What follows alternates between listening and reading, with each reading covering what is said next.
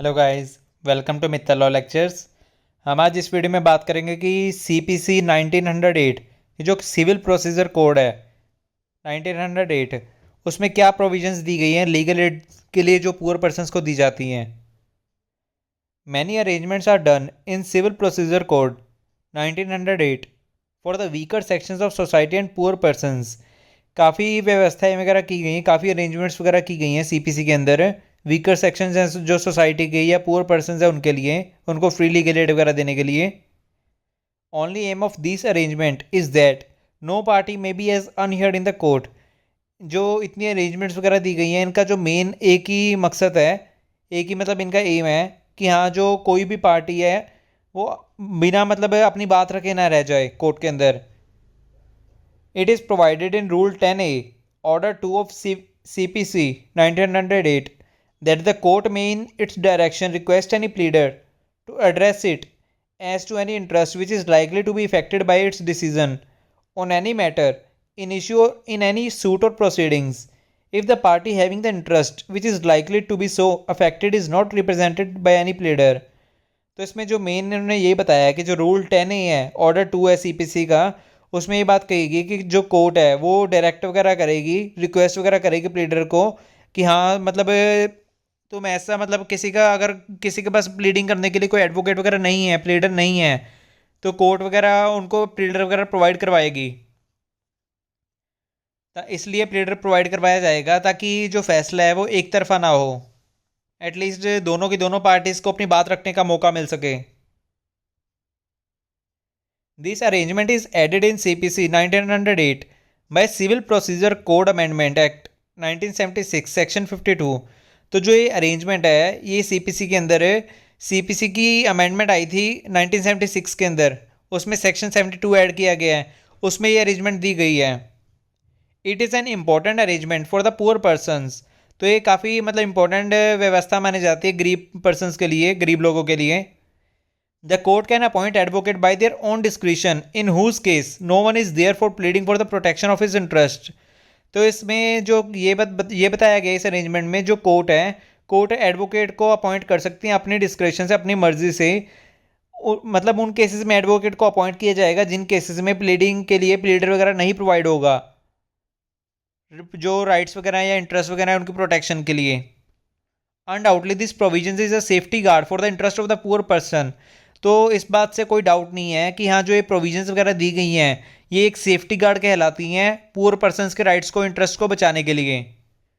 Suit by poor person.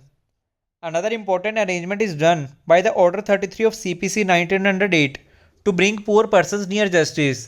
तो इसके अलावा भी अरेंजमेंट वगैरह की गई हैं जिसमें बताया गया ऑर्डर 33 है जो सीपीसी 1908 का, उसमें जो पुअर पर्सन है, पुअर पर्सन के लिए मतलब प्लीडर वगैरह तो ऊपर जैसे प्रोवाइड किया गया है, तो ये अरेंजमेंट वगैरह इसलिए की गई है ताकि उनको भी जस्टिस वगैरह प्रोवाइड हो सके।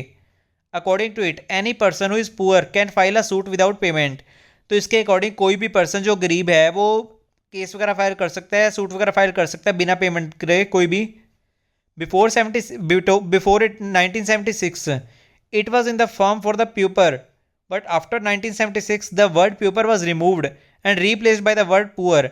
तो इसमें ये बताया गया है कि 1976 से पहले जो मतलब प्यूपर वर्ड यूज़ किया जाता था, प्यूपर का मतलब होता है कंगाल, मतलब जिसके पास पैसे वगैरह की कमी है या पैसे मतलब बिल्कुल भी नहीं है, उसे प्यूपर बोला जाता था। बट 1976 की जो अमेंडमेंट आई है, अमेंडमेंट के बाद प्यूपर वर्ड को हटाकर उसकी जगह पे उसको रिप्लेस कर दिया गया, पुअर वर्ड कर दिया गया प्यूपर की जगह पे। Such person are consider eligible for the applicability of order 33। तो जो अब नीचे पर्सनस वगैरह बताई गई हैं ये मतलब एलिजिबल माने जाएंगे ऑर्डर 33 की जो एप्लीकेबिलिटी है, कि मतलब ऑर्डर 33 में प्लीडर वगैरह मिलेगा तो मतलब ये पर्सनस एलिजिबल माने जाएंगे उसके लिए। The person who do not have sufficient means to pay the court fee for the suit letter. तो जो पर्सनस के पास कोई सफिशिएंट मीन्स नहीं होगा कोर्ट फीस वगैरह पे करने के लिए, वो पर्सनस एलिजिबल माने जाएंगे इसके अंदर। Who do not have property of more than ₹1000, या जिन पर्सन के पास 1000 से ऊपर की कोई प्रॉपर्टी नहीं है, beside the property attachable end of disputed subject, जो प्रॉपर्टी अटैच की गई है या जो प्रॉपर्टी डिस्प्यूट वगैरह में चल रही है उसको छोड़कर। तो अब हम बात करेंगे हु इज पर्सन, की पर्सन कौन है, व्यक्ति कौन है। The word person is observed in wide meanings for the applicability of order 33। तो जो ऑर्डर 33 है उसमें जो पर्सन का मतलब बताया गया है वो काफ़ी वाइड है।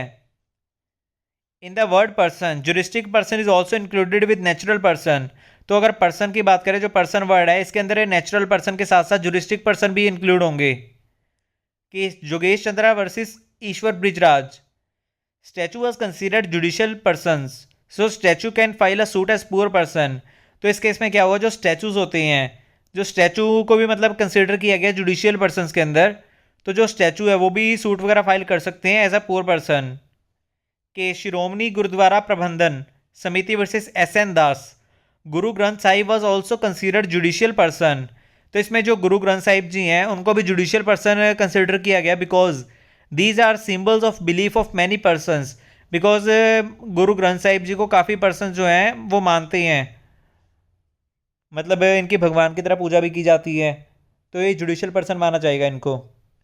वट इज सफिशेंट मीन्स, अब हम बात करेंगे सफिशेंट मीन्स का क्या मतलब होगा। The meaning of sufficient means is not adequate property. तो सफिशेंट की मीन का मतलब इसमें ये नहीं है कि सफिशेंट मीन्स का कि एडिक्वेट प्रॉपर्टी होनी चाहिए उनके पास for the applicability of the poor person to filing a suit. कि मतलब जो पुअर पर्सन वगैरह सूट फाइल करेंगे उसकी एप्लीकेबिलिटी के लिए ऐसा नहीं है कि एडिक्वेट प्रॉपर्टी वगैरह देखी जाएगी। Any person can be of sufficient property but it is not necessary that he must have sufficient means.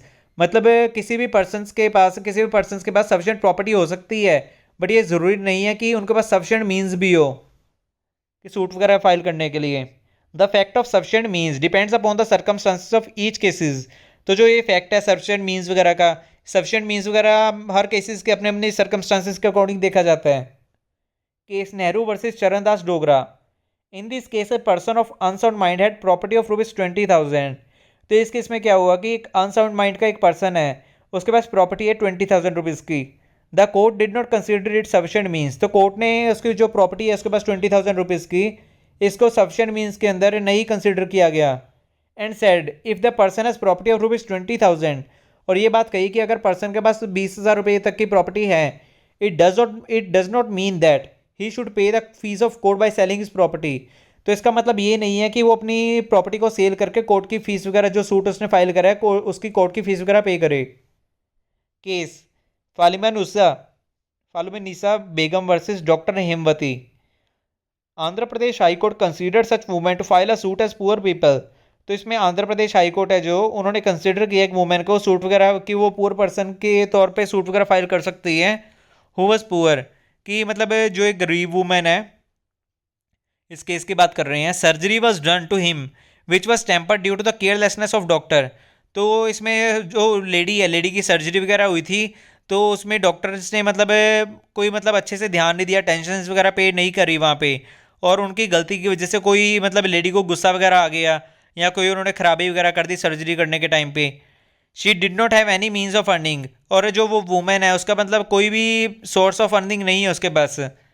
There were 2 children in his family, और उसके 2 बच्चे हैं। Her husband also did not have any source of earning. तो जो उसका husband है, उसके husband के पास भी कोई भी सोर्स ऑफ अर्निंग वगैरह कोई सोर्स वगैरह नहीं है। तो इसमें मतलब उस लेडी को पुअर पीपल कंसिडर करके सूट वगैरह फाइल कर सकते थे। Case Parvati versus Ramchandra, in this case it was said that the amount which the wife got as amount of maintenance should not be computed against sufficient means. तो इस case में ये बताया गया जो अमाउंट एक वाइफ को दी जाती है मेंटेनेंस के तौर पे, उसको सफिशिएंट मीन्स नहीं माना जाएगा। कैंसलेशन ऑफ एप्लीकेशन, कि हाँ जो एप्लीकेशन वगैरह लगाई गई है पूरे पर्सन के द्वारा वो कब कैंसिल हो सकती है। If courts find after filing suit by poor person that, अगर कोर्ट ने ये बात फाइंड करी कि हाँ जैसे पुअर पर्सन ने सूट वगैरह फाइल करा है, उसके बाद कोर्ट ने उस पर इंक्वायरी वगैरह करी कि हाँ ये सच में पुअर पर्सन है क्या, सच में गरीब पर्सन है, तो अगर वो गरीब पर्सन नहीं हुआ तो उसके कैंसिल कर दी जाएगी application. Such person has transferred his or her property by fraud 2 months before filing suit.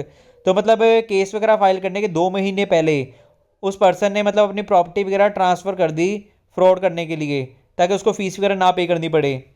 Application is not submitted in prescribed format then such application will be cancelled. अगर तो एप्लीकेशन जो है वो लगाई गई है वो प्रेस्क्राइब्ड फॉर्मेट के अकॉर्डिंग नहीं लगाई गई, तो जो ये 3 कारण है जिसकी वजह से एप्लीकेशन को कैंसिल किया जा सकता है। But it is noticeable here that before cancellation of application form, the court should provide reasonable opportunity to pay the fees of court.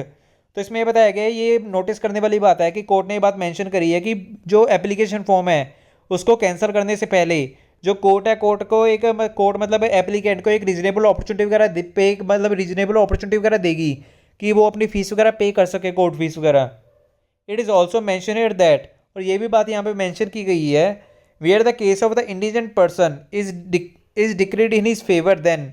अगर तो किसी मतलब गरीब पर्सन का कोई केस वगैरह है, पुअर पर्सन का, अगर उसके फेवर में फैसला आ जाता है, इन दैट केस, तो उस केसेस में ही shall have to remit the court fee. तो उस केसेस में उसको कोर्ट फीस वगैरह पे करनी पड़ेगी, which will be the first charge on the disputed property. तो जो मतलब उसकी पहली ड्यूटी मानी जाएगी कोर्ट फीस वगैरह पे करनी.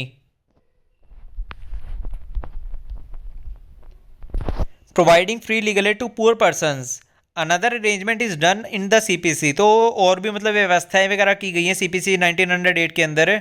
Order 33 rule 18 to provide free legal aid to the poor persons. जो ऑर्डर 33 का रूल 18 है उसमें फ्री लीगल एड वगैरह प्रोवाइड करनी होती है पुअर पर्सनस, तो इसके बारे में बताया गया है.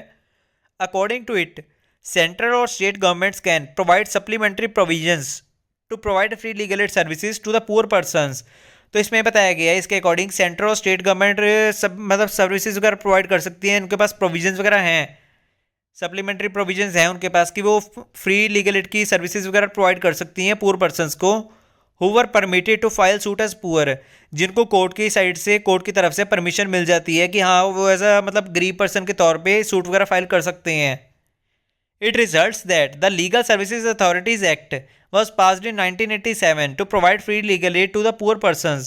तो जो इसका रिजल्ट ये निकला कि हाँ जो प्रोविजंस वगैरह सेंट्रल और स्टेट गवर्नमेंट्स के पास थी, तो इसका रिजल्ट ये निकला कि उन्होंने एक एक्ट पास कर दिया, the legal services authorities act, जो पास हुआ 1987 के अंदर, जिसका मतलब मेन एम यही है कि फ्री लीगल एड वगैरह प्रोवाइड करना पुअर पर्सनस को, जिनके पास कोर्ट फीस वगैरह देने के लिए पैसे वगैरह नहीं होते उनके लिए. Appeal bye the poor person, order 44 of CPC 1908 provides about it. तो मतलब जो अपील वगैरह होती है पुअर पर्सनस के द्वारा, ये सीपीसी के ऑर्डर 44 के अंदर बताई गई है इसके बारे में. It is alike the arrangements made to filing suit by the poor person. तो इसमें ये व्यवस्थाएं वगैरह की गई हैं कि हाँ मतलब जो पुअर पर्सनस हैं वो सूट वगैरह कैसे फाइल करेंगे. The CPC 1908, order 2 rule 10A, order 33 rule 18, order 44 provide free legal aid to the poor persons. तो जो सीपीसी 1908 का मतलब ऑर्डर 2 है उसके रूल 10A के अंदर, ऑर्डर 33 के रूल 18 के अंदर और ऑर्डर 44 के अंदर सारा का मतलब इन तीनों के तीनों ऑर्डर्स और इनके रूल्स के अंदर फ्री लीगल एड के बारे में ही बताया गया कि फ्री लीगल एड कैसे प्रोवाइड करनी है पुअर पर्सनस को या वीकर सेक्शन ऑफ सोसाइटीज़ को. Okay guys, thank you.